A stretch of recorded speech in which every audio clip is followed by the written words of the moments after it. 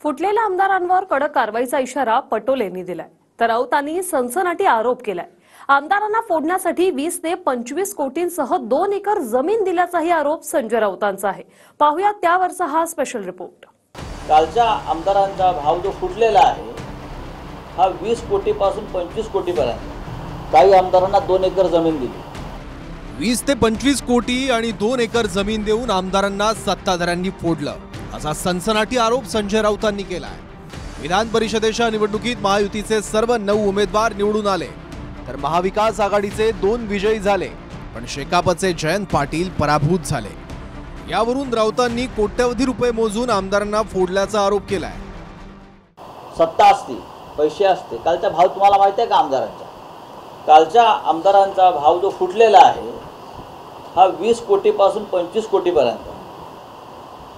जे 23च्या पुढे ज्यांना 26 मतं पडली, 25 मतं पडली, 24, त्या आमदारांचा भाव पत्रकाराने समजून घ्यावा। काल शेवटचा भाव किती होता आणि नुसता भाव नव्हता, काही आमदारांना 2 एकर जमीन दिली।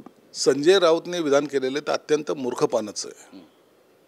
असं करोडो रुपये वाटून किंवा जमीन नावावर करून मतदान करता येत नाही। परंतु आता यांचा पराभव हा यांना माहिती आहे। यांच्यामध्ये झालेली फूट काँग्रेसला खऱ्या अर्थाने जर फोडलं असेल तर त्या उबाटा गटाच्या लोकांनी फोडलेलं आहे। त्यांचं अस्तित्व धोक्यात आणण्याचं काम यांनी केलेलं आहे। आता तुम्ही बघा, उबाटा फुटला, राष्ट्रवादी फुटली, आता त्यांनी त्यांचं टार्गेट जे होतं काँग्रेस फोडायचं ते संजय राऊतच्या माध्यमातून ते करतायत। महायुतीला 9वा उमेदवार विजयी करण्यासाठी 10 मतांची गरज होती, पण शिंदे, फडणवीस आणि अजित पवारांनी गेमच पलटवला। 15 मतं महायुतीला अधिकची मिळाल्याचा दावा भाजपच्या आशिष शेलारांनी केला। 15 मतं महायुतीला अधिकची पडली, 7 मतं अगदी 7 मतं अगदी काँग्रेसची फुटलेत असं धरून चालू, तरी 8 मतं कोणाची फुटलेत? ही 8 मतं जी फुटली आहेत ती गुलदस्त्यामध्ये आहेत। त्या गुलदस्त्यामधल्या मतांमध्ये आमचा दावा नाही, 100% आमची माहिती आहे की यामध्ये काँग्रेस बरोबर उबाटा सेनेची मतं फुटली आहेत आणि अन्य पक्षांची मतं फुटली आहेत। 11 जागेसाठी 12 उमेदवार रिंगणात होते, मात्र 11व्या जागेसाठी मतांच्या समीकरणात फाईट महाविकास आघाडीच्याच मिलिंद नार्वेकर आणि शेकापच्या जयंत पाटलांमध्ये झाली। विजयाचा कोटा 23 मतांचा होता, पण मिलिंद नार्वेकरांना पहिल्या पसंतीची 22 मतं आणि शेकापच्या जयंत पाटलांना 12 मतं मिळाली आणि नार्वेकरांना दुसऱ्या पसंतीची मतं मिळून एकूण 24 मतं घेतली आणि नार्वेकर विजयी झाले। तर शेकापच्या जयंत पाटलांनी शरद पवारांच्या राष्ट्रवादीचं 1 मत फुटल्याचा आरोप केलाय। शरद पवारांकडे 12 आणि शेकापचे 1 असे मिळून 13 मतं होतात, पण शरद पवारांच्या राष्ट्रवादीचे शिराळ्याचे आमदार मानसिंग नाईक यांनी मत दिलं नाही असं नाव घेऊन जयंत पाटलांनी आरोप केलाय। शरद पवारांच्या गटाची 11 मतं होती, 12वं मत हे नाईकांचं होतं, ते आले नाहीत, आयत्या वेळेला आले। ते का आले आयत्या वेळेला माहिती नाही, आणि तेव्हा 12वं मत ते आम्ही धरलं होतं की आमच्याकडे ते मताला पण आमच्याकडनंच गेले, मिटिंगला पण प्रत्येक वेळा आमच्याबरोबर आले, पण त्यांनी मत दिलेलं दिसत नाही। हे तुम्ही खात्रीपूर्वक सांगताय की ज्यांची मतं दिली होती, ज्याचा कोड दिला होता त्याप्रमाणे मतं बघितली आम्ही। कोड बीड दिले तर काय कळतं ना कोण देत आणि कोण नाही। एकदा साहेबांनी सांगितलं की ती आमच्या दृष्टीने काळ्या दगडावरची पांढरी रेष आहे, त्यामुळे आमचं मताबद्दल शंका घेणं हे चुकीचं आहे। आमच्यातला एकही माणूस फुटलेला नाही। आम्ही सगळे पवारसाहेबांच्या घरी जाणारी माणसं आहोत, जाताना लाज नाही वाटणार काय? म्हणतं खाईल स्वतःच। त्यामुळे मी खात्री देतो की आमच्यातला एकही माणूस फुटू शकत नाही। शेकापच्या जयंत पाटलांचं म्हणणं आहे की शरद पवारांच्याही राष्ट्रवादीचं 1 मत फुटलं, तर आशिष शेलार यांनी उद्धव ठाकरेंच्या शिवसेनेची 2 मतं फुटल्याचा दावा केलाय।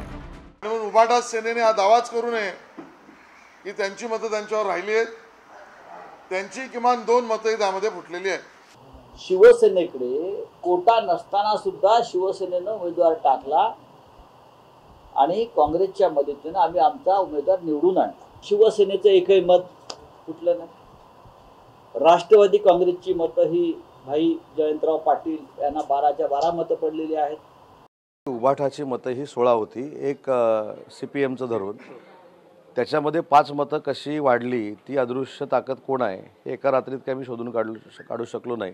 पण कुठची तरी एक अदृश्य ताकद अशी आहे की ज्यांनी मिलिंद नार्वेकरला 16वरनं 22पर्यंत नेलं. उभाटाची 16 मतं असताना, काँग्रेसची मतं फुटलेली असताना 10 मतं, मिलिंद नार्वेकर हे 22पर्यंत कसे गेले ही आत्मचिंतनाची बाब आहे. तो आम्ही विचार करू, पण नक्की त्यांच्या मागं कुठलीतरी अदृश्य शक्ती होती म्हणून ते गेले.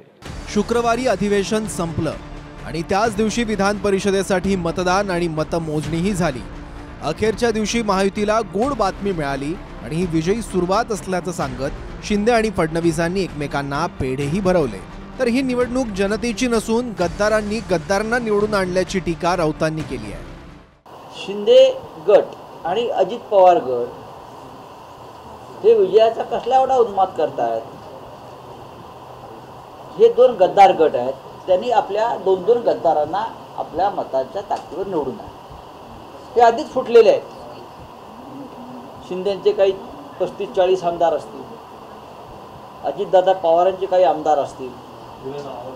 गद्दारांना निवडून आणण्यासाठी घेतलेली ही निवडणूक होती. 2 वर्षाआधी विधान परिषदेच्या निवडणुकीतही महाविकास आघाडीची मतं फुटली आणि आता पुन्हा महाविकास आघाडीचीच मतं फुटली. यापुढे 5 महिन्यात विधानसभेच्या निवडणुका आहेत. विधान परिषदेत आमदारांनी आमदारांना निवडून दिलं, पण जनतेचा फैसला 5 महिन्यात विधानसभेच्या निवडणुकीनंतरच कळेल. Bureau report, TV9 Marathi.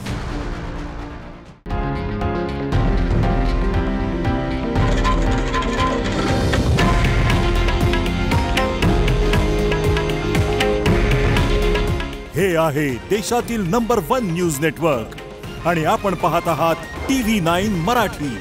काळजी तुमची, हित महाराष्ट्राचं.